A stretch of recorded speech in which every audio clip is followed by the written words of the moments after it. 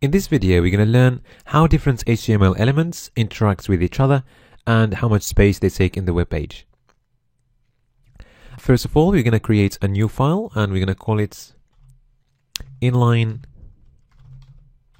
versus block. I'm going to explain in a bit what it means. Okay, let's close the files that we don't need. Okay, and let's import the content from the previous file and change the title to inline versus block. Okay, and let's get rid of the body content for now. Okay, so let's review the different HTML elements we have covered so far. So we have covered headings. So we're going to create a heading. Okay, we have also covered paragraphs. So we're going to create a simple paragraph. And also we have covered links. So let's create a link and give it an href going to the Google homepage.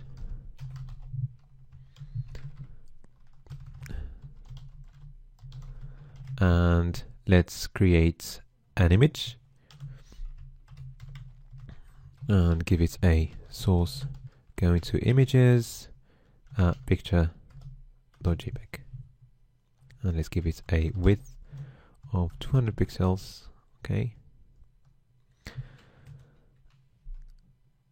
and that's it. So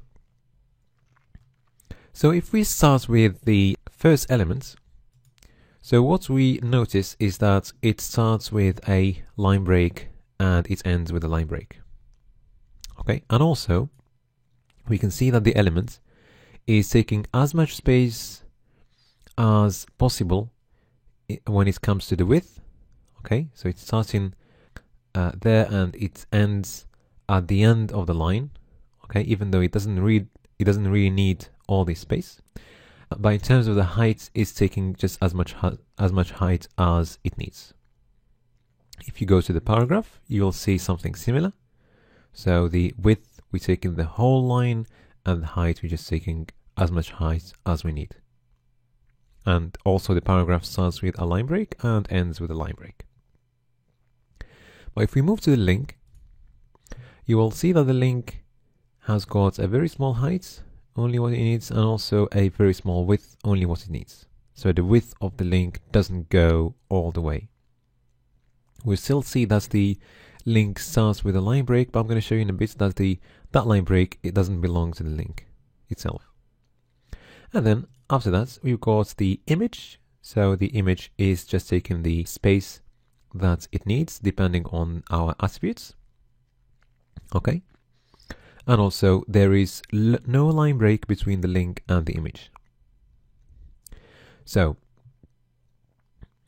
there is a difference between the heading paragraph on one side and the link and picture on the other side. So the heading and the paragraph, we call them block elements. Block elements, they all start with a line break and the end of the line break. The link and the image, they are inline elements. So they just sit next to the preceding elements if it's an inline element. If it's a block element like the link coming after the paragraph, it still starts at a new line. Okay? So if we want to have a line break between the link and the picture, all we need to do is place a line break in there using the BR tag. Okay, and now we can see that we've got a line break there.